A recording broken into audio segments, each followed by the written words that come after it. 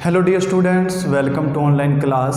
अज आप करांगे 10वीं क्लास का तीजा पाठ, जिहड़ा अपना भाग पहला कविता दे विच तीजा पाठ श्री गुरु अमरदास जी, श्री गुरु अमरदास जी की बाणी दे आपां उन्हां दे गुरबाणी के शब्द व्याख्या कर रहे सी। एक अपनी जिहड़ी उन्हां दी बाणी उस पाठ दे विचों रह गई सी, ये शरीरा मेरिया। बाकी आपां सारिਆਂ ते विस्तारपूर्वक चर्चा कर लई सी। तो अज आप इस बाणी ते चर्चा करांगे श्री गुरु अमरदास जी की बाणी ए शरीरा मेरिया। तो आप इसकी प्रसंग सहित व्याख्या करांगे। बाकी जिहड़ियां इस पाठ दीयां व्याख्यावां सन आप पिछली वीडियो दे विच कर लईआं। हुण करदे हां आपां ये लास्ट अपनी व्याख्या। तो अपनी व्याख्या शुरू होंदी है ये शरीरा मेरिया तो, मेरिया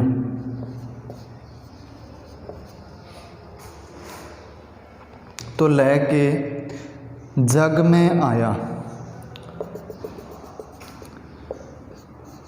जग में आया तक। पहला गल करांगे आपां प्रसंग की। प्रसंग तो पहला काव सतरां दोहरा देना है, फिर एक बार फिर दोहराइया जाणगियां, तुसीं ध्यान नाल सुनना है। ए शरीरा मेरिया हर तुम में जोत रखी तां तू जग में आया। हर मैं जोत रखी तुद विच तां तू जग में आया।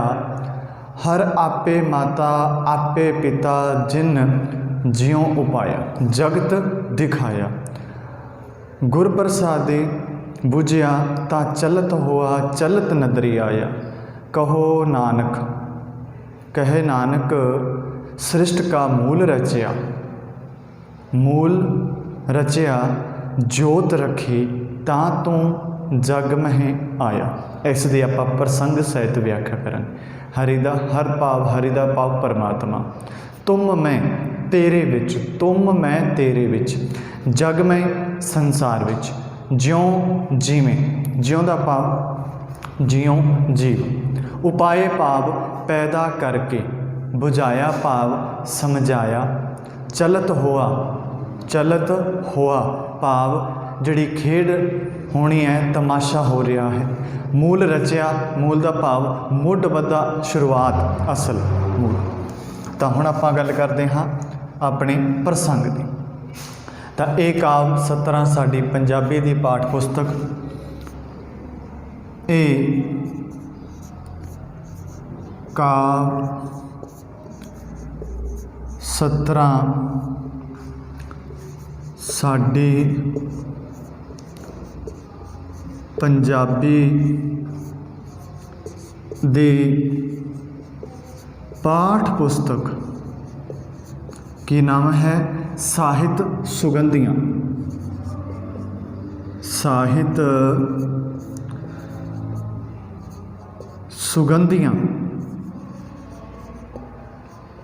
विच दर्ज श्री गुरु अमरदास जी, अमरदास जी दी, अमरदास जी सिंगल इनवाइटेड कोमा च, साहित सुगंधियां नूं भी सिंगल इनवाइटेड कोमा दे विच। अमरदास जी दी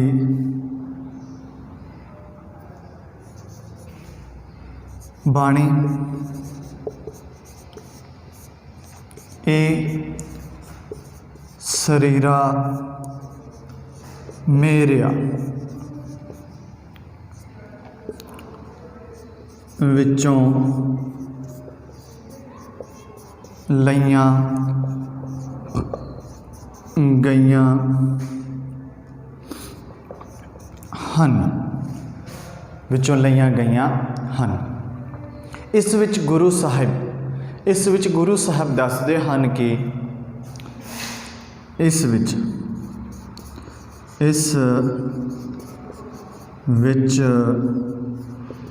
गुरु साहिब ਦੱਸਦੇ ਹਨ ਕਿ ਗੁਰੂ ਸਾਹਿਬ ਕੀ ਦੱਸਦੇ ਹਨ ਕਿ ਜੀਵ ਨੂੰ ਜੰਮਦਿਆਂ ਹੀ ਮਾਂ ਪਿਓ ਆਦਿ ਦੇ ਪਿਆਰ ਰਾਹੀਂ ਮਾਇਆ ਘੇਰ ਲੈਂਦੀ ਹੈ। ਵੀ ਜੀਵ ਨੂੰ ਜਦੋਂ ਜੀਵ ਦਾ ਜਨਮ ਹੁੰਦਾ ਹੈ, ਜੀਵ ਜਿਹੜਾ ਆਪਾਂ ਮਨੁੱਖ, ਆਪਾਂ ਨੂੰ ਕੋਈ ਆਪਾਂ ਜੀਵ ਹਾਂ ਉਸ ਪਰਮਾਤਮਾ ਦੇ, ਜਦੋਂ ਜਨਮ ਹੁੰਦਾ ਹੈ, ਜਨਮਦਿਆਂ ਜਦੋਂ ਜੀਵ ਦਾ ਜਨਮ ਹੁੰਦਾ ਹੈ, ਜਨਮਦਿਆਂ ਹੀ ਮਾਂ ਤੇ ਪਿਓ, ਸਭ ਤੋਂ ਜਿਹੜਾ ਆਪਣਾ ਪਹਿਲਾ ਮਾਂ ਪਿਓ ਆਦਿ ਦੇ ਪਿਆਰ ਰਾਹੀਂ ਮਾਇਆ ਘੇਰ ਲੈਂਦੀ ਹੈ,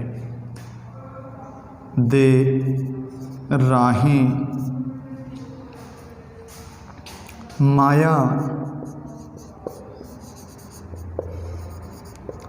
ਘੇਰ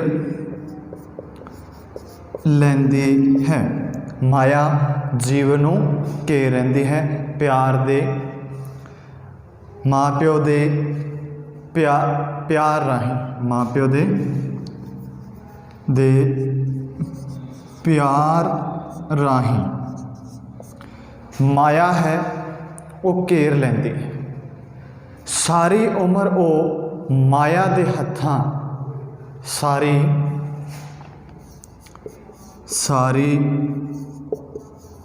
ਉਮਰ ਉਹ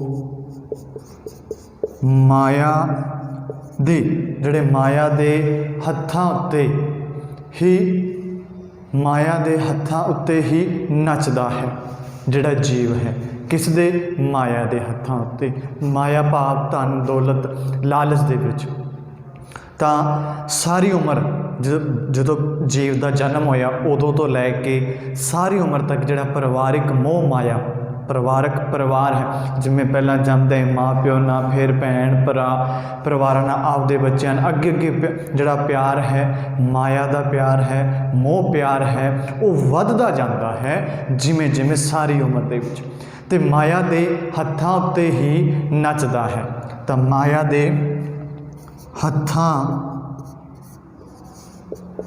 ਉੱਤੇ ਹੀ ਨੱਚਦਾ ਹੈ। ਜਿਹੜਾ ਜੀਵ ਹੈ ਉਹ ਮਾਇਆ ਦੇ ਜਿਹੜੇ ਹੱਥਾਂ ਉੱਪਰ ਨੱਚਦਾ ਹੈ ਅਤੇ ਦੁੱਖ ਸਹਿੰਦਾ ਹੈ, ਨੱਚਦਾ ਹੈ ਅਤੇ ਦੁੱਖ ਸਹਿੰਦਾ ਹੈ। ਦੁੱਖ ਕਿਉਂ ਸਹਿੰਦਾ ਹੈ? ਕਿਉਂਕਿ ਉਹ ਮੋਹ ਮਾਇਆ ਦੇ ਜਾਲ ਦੇ ਵਿੱਚ ਫਸਿਆ ਹੁੰਦਾ ਹੈ। ਮਾਇਆ ਦੇ ਵਿੱਚ ਫਸਿਆ ਹੋਣ ਕਰਕੇ ਉਹ ਦੁੱਖ ਸਹਿੰਦਾ ਹੈ। ਗੁਰੂ ਸਾਹਿਬਾਨ ਦੱਸਦੇ ਹਨ ਕਿ ਅਸਲ ਸੁੱਖ, ਤਾਂ ਆਪਾਂ ਲਿਖਦੇ ਹਾਂ ਗੁਰੂ ਸਾਹਿਬਾਨ ਦੱਸਦੇ ਹਨ ਕਿ ਅਸਲ ਸੁੱਖ, ਜਿਹੜਾ ਅਸਲ ਸੁੱਖ ਹੈ ਮਾਇਕ ਪਦਾਰਥਾਂ ਵਿੱਚ ਨਹੀਂ। ਜਿਹੜਾ ਅਸਲ ਸੁੱਖ ਹੈ ਉਹ ਮਾਇਕ ਪਦਾਰਥਾਂ ਵਿੱਚ ਨਹੀਂ। ਮਾਇਆ ਦੇ ਕਿਹੜੇ ਪਦਾਰਥਾਂ 'ਚ?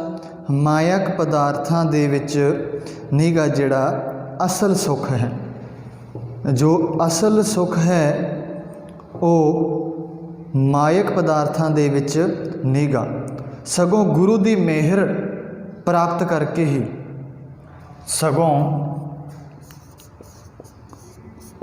ਗੁਰੂ ਦੀ ਮਿਹਰ ਪ੍ਰਾਪਤ, ਗੁਰੂ ਦੀ ਮਿਹਰ ਹੋ ਜੇ, ਮਿਹਰ ਪ੍ਰਾਪਤ ਕਰਕੇ ਹੀ, ਗੁਰੂ ਦੀ ਮਿਹਰ ਪ੍ਰਾਪਤ करके ही परमात्मा विच प्राप्त करके ही परमात्मा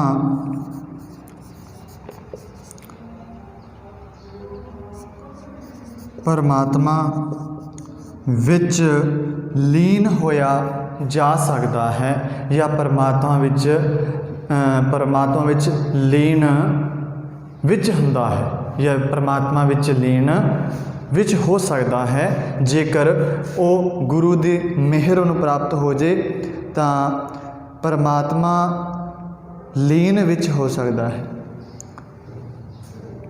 तो परमात्मा जिहड़ा है वो लीन विच, किस विच? लीन विच, परमात्मा दे नाल लीन विच होना, लीन विच होण विच है, लीन विच होण विच है। ये सी अपना प्रसंग। व्याख्या एक बार फिर दोहरा दिंदे हां। ਇਹ ਕਾਵਿ ਸਤਰਾਂ ਸਾਡੀ ਪੰਜਾਬੀ ਦੀ ਪਾਠ ਪੁਸਤਕ ਸਾਹਿਤ ਸੁਗੰਧੀਆਂ ਵਿੱਚ ਦਰਜ ਸ਼੍ਰੀ ਗੁਰੂ ਅਮਰਦਾਸ ਜੀ। ਆਪਣੀ ਪਾਠ ਪੁਸਤਕ ਨੂੰ ਸਿੰਗਲ ਇਨਵਾਈਟਡ ਕੋਮਾ, ਸਿੰਗਲ ਪੁੱਠੇ ਕਾਮੇ ਕਹਿ ਰਹੇ ਸ਼੍ਰੀ ਗੁਰੂ ਅਰਜਨ ਅਮਰਦਾਸ ਜੀ ਦੇ ਨਾਮ ਨੂੰ ਵੀ ਸਿੰਗਲ ਜਿਹੜੇ ਕਹਿ ਰਹੇ ਪੁੱਠੇ ਕਾਮਿਆਂ ਦੇ ਵਿੱਚ। ਇਹ ਸਰੀਰਾਂ ਮੇਰਿਆ, ਇਹਨਾਂ ਨੂੰ ਵੀ ਪੁੱਠੇ ਕਾਮੇ 'ਚ ਵਿੱਚੋਂ ਲਈਆਂ ਗਈਆਂ ਹਨ, ਵਿੱਚੋਂ ਲਈਆਂ ਗਈਆਂ ਹਨ। ਇਸ ਵਿੱਚ ਗੁਰੂ ਸਾਹਿਬ ਦੱਸਦੇ ਹਨ ਕਿ ਜੀਵ ਜੰਮਦਿਆਂ ਹੀ ਮਾਂ ਪਿਓ ਆਦਿ ਦੇ ਪਿਆਰ ਰਾਹੀਂ, ਕੋਈ ਵੀ ਜੀਵ ਹੈ ਜਦੋਂ ਜਨਮ ਹੁੰਦਾ ਹੈ, ਜਦੋਂ ਜੀਵ ਦਾ ਜਨਮ ਹੁੰਦਾ ਹੈ, ਸਭ ਤੋਂ ਪਹਿਲਾਂ ਮਾਂ ਪਿਓ ਦੇ ਪਿਆਰ ਰਾਹੀਂ, ਮਾਂ ਪਿਓ ਆਦਿ ਦੇ ਪਿਆਰ ਰਾਹੀਂ ਮਾਇਆ ਘੇਰ ਲੈਂਦੀ ਹੈ। ਕਿਹੜੀ ਘੇਰ ਲੈਂਦੀ ਹੈ? ਮਾਇਆ। ਸਾਰੀ ਉਮਰ ਉਹ ਮਾਇਆ ਦੇ ਪਿੱਛੇ ਜਾਂ ਮਾਇਆ ਦੇ ਹੱਥਾਂ ਉੱਤੇ ਨੱਚਦਾ ਹੀ ਹੈ ਜਿਹੜਾ ਜੀਵ ਹੈ, ਅਤੇ ਦੁੱਖ ਸਹਿੰਦਾ ਹੈ।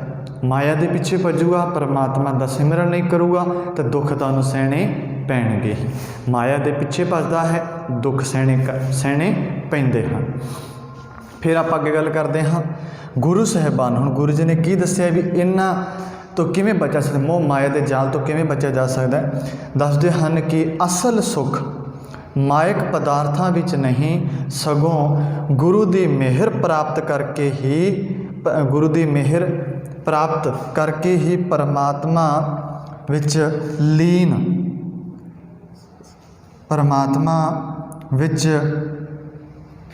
ਹੋਣ ਵਿੱਚ, ਪਰਮਾਤਮਾ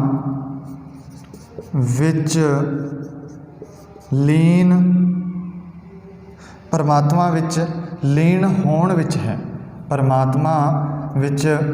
ਪਰਮਾਤਮਾ ਨਾਲ ਆਪਾਂ ਕੀ ਹੋਣਾ? ਲੀਨ ਹੋਣਾ। ਤਾਂ ਪਰਮਾਤਮਾ ਵਿੱਚ ਲੀਨ ਹੋਣ ਵਿੱਚ ਹੈ ਜਿਹੜਾ ਅਸਲ ਸੁੱਖ ਹੈ। ਅਸਲ ਜਿਹੜਾ ਆਪਣਾ ਸੁੱਖ ਹੈ ਉਹ ਪਰਮਾਤਮਾ ਦੇ ਲਈ ਪਰਮਾਤਮਾ ਦੀ ਭਗਤੀ ਦੇ ਵਿੱਚ ਜੁੜਨ ਦੇ ਵਿੱਚ ਅਸਲ ਸੁੱਖ ਜਿਹੜਾ ਆਪਾਂ ਨੂੰ ਪ੍ਰਾਪਤ ਹੋ ਸਕਦਾ ਹੈ, ਜਿਸ ਨਾਲ ਆਪਾਂ ਨੂੰ ਕਦੇ ਵੀ ਦੁੱਖ ਨਹੀਂ ਪ੍ਰਾਪਤ ਹੁੰਦੇ, ਸੁੱਖ ਹੀ ਮਿਲਦੇ ਹਨ ਜੇਕਰ ਆਪਾਂ ਉਸ ਪਰਮਾਤਮਾ ਦੇ ਨਾਲ ਲੀਨ ਹੁੰਦੇ ਹਾਂ, ਉਹਦੀ ਭਗਤੀ ਦੇ ਵਿੱਚ ਲੀਨ ਹੁੰਦੇ ਹਾਂ। ਤਾਂ ਹੁਣ ਗੱਲ ਕਰਦੇ ਹਾਂ ਵਿਆਖਿਆ ਦੀ।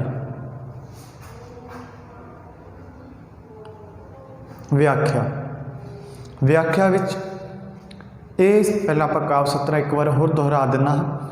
ਇਹ ਸਰੀਰਾ ਮੇਰਿਆ ਹਰ ਤੁਮ ਮੈਂ ਜੋਤ ਰੱਖੀ ਤਾਂ ਤੂੰ ਜਗ ਮੈਂ ਆਇਆ।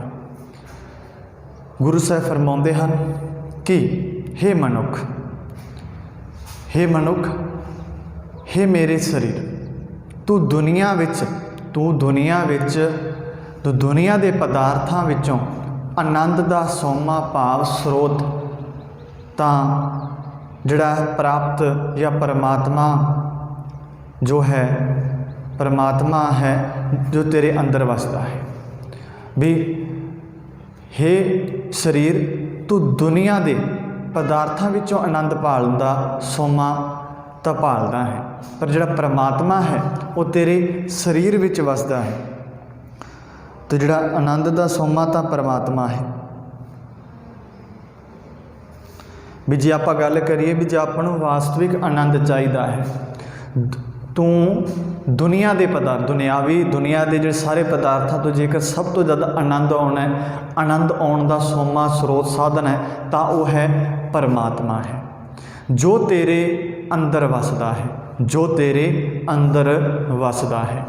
ਤੂੰ ਸੰਸਾਰ ਵਿੱਚ ਆਇਆ ਹੀ ਉਦੋਂ ਸੀ, ਤੂੰ ਸੰਸਾਰ ਵਿੱਚ ਤੂੰ ਮੈਂ ਜੋਤ ਰੱਖੀ, ਜਦੋਂ ਤੇਰੇ ਵਿੱਚ ਉਸ ਪਰਮਾਤਮਾ ਨੇ ਜੋਤ ਰੱਖੀ, ਚਾਨਣ ਭਾਵ ਆਤਮਾ ਰੂਪੀ ਜੋਤ ਤੇਰੇ ਸਰੀਰ ਵਿੱਚ ਪਾਈ, ਤਾਂ ਹੀ ਤੂੰ ਇਸ ਸੰਸਾਰ ਦੇ ਵਿੱਚ ਆਇਆ ਸੈਂ।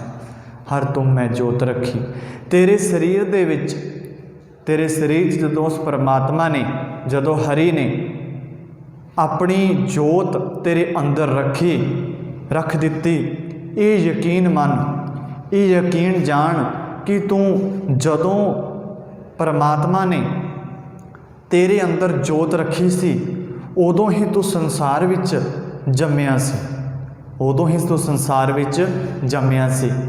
ਜਿਹੜਾ ਪਰਮਾਤਮਾ ਜੀਵਾਂ ਨੂੰ ਪੈਦਾ ਕਰਕੇ ਉਸ ਨੂੰ ਸੰਸਾਰ ਵਿੱਚ ਭੇਜਦਾ ਹੈ, ਜਿਹੜਾ ਪਰਮਾਤਮਾ ਜੀਵਾਂ ਨੂੰ ਸੰਸਾਰ ਵਿੱਚ ਭੇਜਦਾ ਹੈ ਪੈਦਾ ਕਰਕੇ, ਜਿਹੜਾ ਪਰਮਾਤਮਾ ਜੀਵਾਂ ਨੂੰ ਪੈਦਾ ਕਰਕੇ ਇਸ ਸੰਸਾਰ ਵਿੱਚ ਭੇਜਦਾ ਹੈ, ਉਹ ਆਪ ਹੀ ਉਸ ਜੀਵ ਦਾ ਮਾਂ ਹੈ, ਉਹ ਆਪ ਹੀ ਉਸ ਜੀਵ ਦਾ ਪਿਤਾ ਹੈ। ਹਰ ਤੁਮ ਮੈਂ ਜੋਤ ਰੱਖੀ ਤਾਂ ਤੂੰ ਜਗ ਮੈਂ ਆਇਆ, हर आपे माता आपे पिता जिन जियों जगत दिखा, जिन जियों उपाया जगत दिखाया।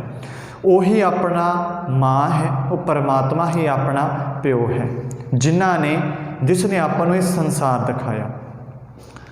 ਪ੍ਰਭੂ ਤਾਂ ਆਪ ਹੀ ਮਾਪਿਆਂ ਵਾਂਗ ਜੀਵ ਨੂੰ ਹਰ ਵੇਲੇ, ਜਿਹੜਾ ਜੀਵ ਹੈ ਉਸ ਨੂੰ ਹਰ ਵੇਲੇ ਉਹਦਾ ਦੁੱਖ ਸੁੱਖ, ਹਰ ਵੇਲੇ ਉਹਦੀ ਜਿਹੜੀ ਧਿਆਨ ਰੱਖਣ ਦਾ ਜਿਹੜਾ ਹਰ ਸਮੇਂ ਅੰਗ ਸੰਗ ਕੌਣ ਰਹਿੰਦਾ ਹੈ, ਉਹ ਪ੍ਰਭੂ ਰਹਿੰਦਾ ਹੈ। ਕੌਣ ਰਹਿੰਦਾ ਹੈ? ਉਹ ਪ੍ਰਭੂ ਰਹਿੰਦਾ ਹੈ।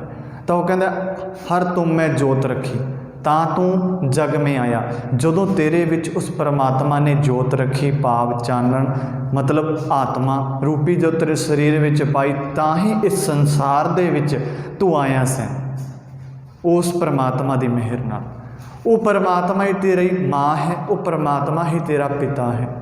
ਉਹ ਸਾਰਿਆਂ ਜੀਵਾਂ ਦੀ ਸਾਰ ਲੈਣ ਵਾਲਾ ਹੈ, ਉਹ ਸਾਰਿਆਂ ਜੀਵਾਂ ਨੂੰ ਹਰ ਵੇਲੇ ਸੁੱਖ ਦਿੰਦਾ ਹੈ, ਕਦੇ ਪਰਮਾਤਮਾ ਦੁੱਖ ਨਹੀਂ ਦਿੰਦਾ। ਸੁੱਖ ਆਨੰਦ ਦਾ ਦਾਤਾ ਕੇਵਲ ਉਹ ਪ੍ਰਭੂ ਆਪ ਹੈ। ਜਿਹੜਾ ਦਾਤਾ ਦਿੰਦਾ ਵੰਡਦਾ ਹੈ ਉਹ ਸਿਰਫ ਪਰਮਾਤਮਾ ਹੈ, ਅਤੇ ਉਹ ਮਾਪਿਆਂ ਵਾਂਗ ਆਪਾਂ ਨੂੰ ਸੰਭਾਲਦਾ ਹੈ। ਪਰ ਜੀਵ ਜਗਤ, ਜਿਹੜਾ ਜੀਵ ਹੈ ਜਗਤ ਦੇ ਮਾਇਕ ਪਦਾਰਥਾਂ ਵਿੱਚ ਆਨੰਦ ਭਾਲਦਾ ਹੈ। ਜਿਹੜਾ ਜੀਵ ਹੈ ਉਹ ਇਸ ਜਗਤ ਦੇ ਮਾਇਕ ਪਦਾਰਥਾਂ ਦੇ ਵਿੱਚ ਆਨੰਦ ਹੈ, ਉਹ ਭਾਲਦਾ ਹੈ।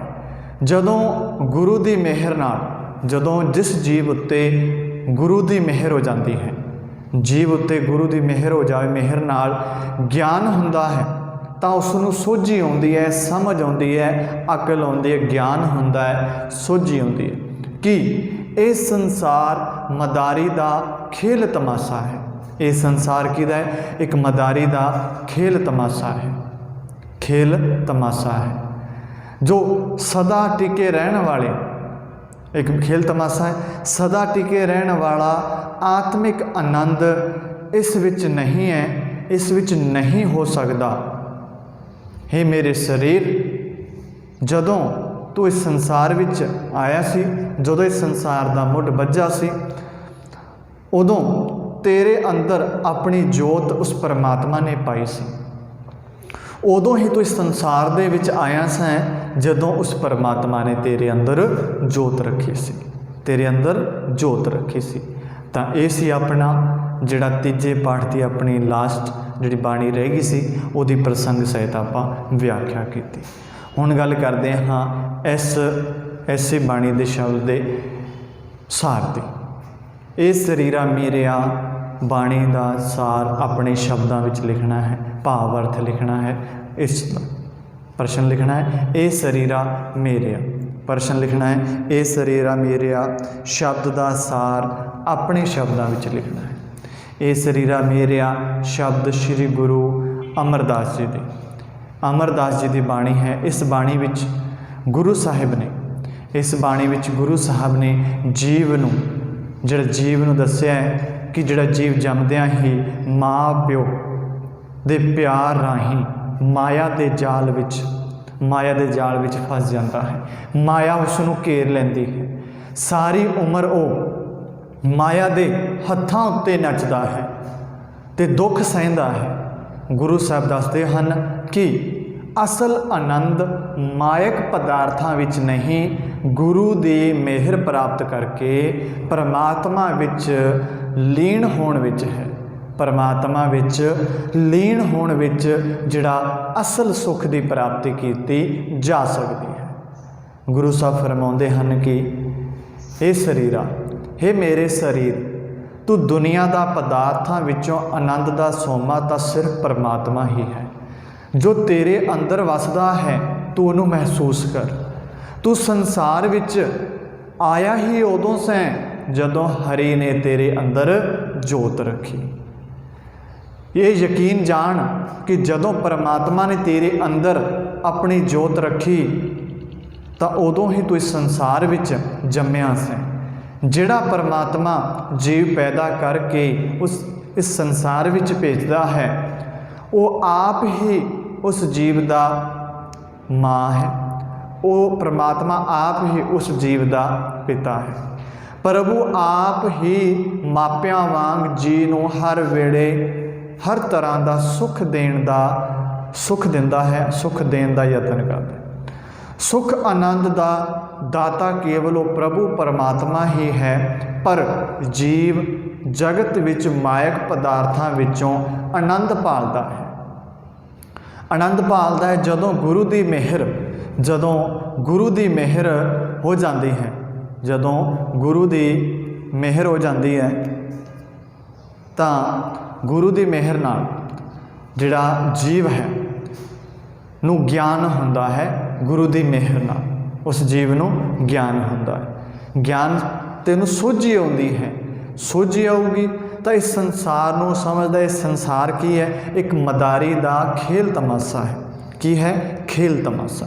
ਜੇ ਮਦਾਰੀ ਤਮਾਸ਼ਾ ਦਿਖਾਉਂਦਾ ਕੁਝ ਸਮਾਂ ਦਿਖਾਇਆ, ਖੇਲ ਖਤਮ, ਜਾਓ। ਉਸੇ ਤਰ੍ਹਾਂ ਇਹ ਜਿਹੜਾ ਇੱਕ ਜੀਵਨ ਹੈ, ਮਦਾਰੀ ਦੇ ਖੇਲ ਤਮਾਸ਼ੇ ਦੀ ਤਰ੍ਹਾਂ ਹੈ। ਸਦਾ ਟਿਕੇ ਰਹਿਣ ਵਾਲੇ ਆਤਮਿਕ ਆਨੰਦ ਵਿੱਚ ਇਸ ਵਿੱਚ ਨਹੀਂ ਹੈ, ਜਿਹੜਾ ਮਾਇਆ ਦੇ ਵਿੱਚ ਨਹੀਂ ਹੈ। ਸਦਾ ਜੋ ਟਿਕੇ ਰਹਿਣ ਵਾਲਾ ਉਸ ਪਰਮਾਤਮਾ ਦੇ ਨਾਮ ਦੇ ਵਿੱਚ ਆਨੰਦ ਹੈ। ਹੇ ਮੇਰੇ ਸਰੀਰ, ਜਦੋਂ ਪ੍ਰਭੂ ਨੇ ਸੰਸਾਰ ਦਾ ਮੁੱਢ ਬੱਧਾ ਸੀ ਤਾਂ ਤੇਰੇ ਅੰਦਰ ਆਪਣੀ ਉਹਨੇ ਜੋਤ ਰੱਖੀ ਸੀ, ਤਾਂ ਤੂੰ ਇਸ ਸੰਸਾਰ ਦੇ ਵਿੱਚ ਜਨਮਿਆ ਸੀ। ਤਾਂ ਇਹ ਸੀ ਇਸ ਕਵਿਤਾ ਦਾ, ਇਸ ਸ਼ਬਦ ਬਾਣੀ ਦਾ ਸਾਰ। ਤਾਂ ਆਪਣਾ ਤੀਜਾ ਪਾਠ ਪੂਰਾ ਹੁੰਦਾ ਹੈ। ਤੀਜੇ ਪਾਠ ਦੇ ਆਪਾਂ ਜੇ ਬਾਣੀ ਦੇ ਸ਼ਬਦ ਸਨ ਉਹਨਾਂ ਦੀ ਪ੍ਰਸੰਗ ਸਹਿਤ ਵਿਆਖਿਆ ਸਾਰ ਸਹਿਤ ਕੀਤਾ। ਤੇ ਤੁਸੀਂ ਵੀ ਇਸੇ ਤਰ੍ਹਾਂ ਬਾਣੀ ਦਾ ਪ੍ਰਸੰਗ, ਵਿਆਖਿਆ ਅਤੇ ਸਾਰ ਜਿਵੇਂ ਜਿਵੇਂ ਕਰਾਇਆ ਹੈ ਨਾਲ ਦੇ ਨਾਲ ਉਵੇਂ ਨੋਟ ਕਰਦੇ ਚੱਲਣਾ ਹੈ। ਇਹ ਵੀਡੀਓ ਇੱਥੇ ਪੂਰੀ ਹੁੰਦੀ ਹੈ। ਅਗਲੀ ਵੀਡੀਓ ਦੇ ਵਿੱਚ ਆਪਾਂ ਅਗਲਾ ਲੈਸਨ ਸ਼ੁਰੂ ਕਰਦੇ ਹਾਂ। ਓਨੇ ਸਮੇਂ ਦੇ ਵਿੱਚ ਤੁਸੀਂ ਇਸ ਲੈਸਨ ਨੂੰ ਧਿਆਨ ਨਾਲ ਸਮਝਣਾ, ਪੂਰਾ ਕਰਨਾ। ਧੰਨਵਾਦ।